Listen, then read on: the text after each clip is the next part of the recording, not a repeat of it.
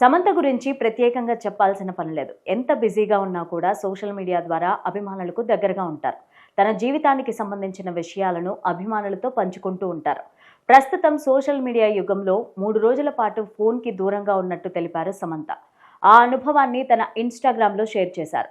ప్రస్తుతం సమంత పెట్టిన పోస్ట్ వైరల్గా మారింది. సమంత మనశ్శాంతి, ఆరోగ్యం వంటి వాటిపైన దృష్టి పెట్టినట్టు తెలుస్తోంది.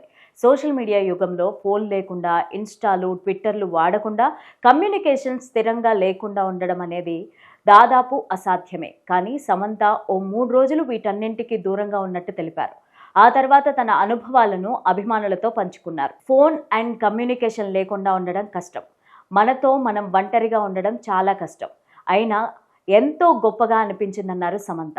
ఇది తాను అందరికీ రికమెండ్ చేస్తానని, ఇలా ఓ 3 రోజులు సైలెన్స్ మెయింటైన్ చేయాలని, ఇది ఎంతో అద్భుతంగా అనిపించిందని సమంత సలహా ఇచ్చారు. ప్రస్తుత కాలంలో ఫోన్ లేకుండా ఉండడం అనేది చాలా కష్టం.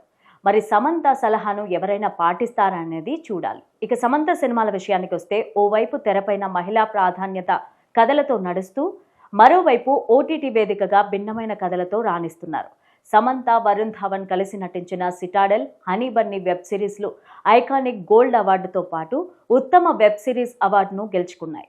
ప్రస్తుతం రక్త్ బండార్ షూటింగ్లో బిజీగా ఉన్నారు. ఇటీవలే షూటింగ్లో జాయిన్ అయ్యానని, మళ్ళీ యాక్షన్ మోడ్లోకి వచ్చేశానని సమంత సోషల్ మీడియాలో పోస్ట్ పెట్టారు.